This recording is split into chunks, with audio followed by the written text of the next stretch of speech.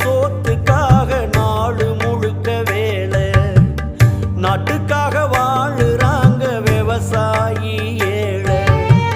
ரத்தத்தைய வேர்வ போல சிந்துறாங்க பூமியில, கஷ்டப்பட்டு பலனும் இல்ல, கண்ணீரு தான் கண்ணுல.